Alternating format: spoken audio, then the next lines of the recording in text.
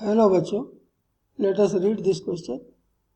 Consider the following statements and select the correct statements. तो first statement है 1 calorie equal to 4.18 joule, and the second statement is 1 angstrom is equal to 10 raised to minus 10 meter, and the third statement is 1 million electron volt is equal to 1.6 into 10 raised to minus 13 joule. तो इस question का जो की concept है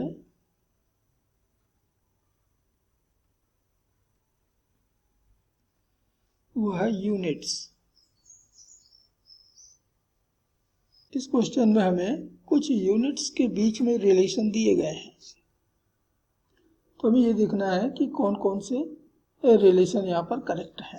तो जो पहला relation है, फर्स्ट स्टेटमेंट जो दिया हुआ है वह है 1 calorie is equal to 4.18 joule. Calorie CGS में हीट एनर्जी का यूनिट है, ये हीट एनर्जी की यूनिट है इन सीजीएस, और जूल है एसआई यूनिट ऑफ हीट। तो इन दोनों यूनिट का रिलेशन बता रहा है कि 1 calorie is equal to 4.18 joule, ये बिल्कुल करेक्ट है। यही रिलेशन होता है इन दोनों यूनिट के बीच में। अब यहाँ जो सेकंड स्टेटमेंट हमको मिल रहा है वह है 1 angstrom is equal to 10 raise to minus 10 metre. तो एंगस्ट्रॉम बहुत छोटी लेंथ के लिए यूनिट है, जो कि हम एटॉमिक स्केल के जो लेंथ है उसको मेजरमेंट या उनको नापने के लिए हम यूज करते हैं।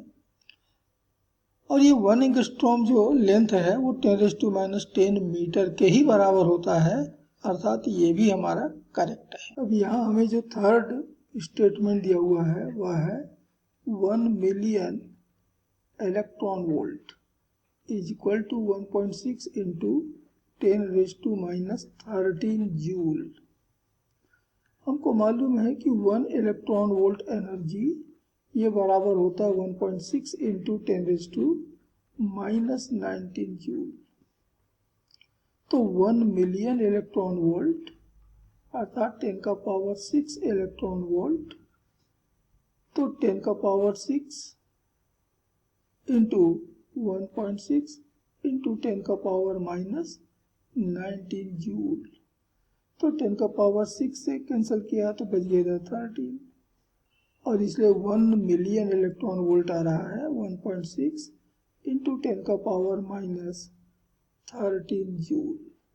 इसका मतलब हुआ कि ये रिलेशन भी बिल्कुल करेक्ट है। तो हमारे तीनों ही रिलेशन यहाँ पर करेक्ट दिए हुए हैं, और इसलिए इस क्वेश्चन का ऑप्शन ए हमारा करेक्ट होगा।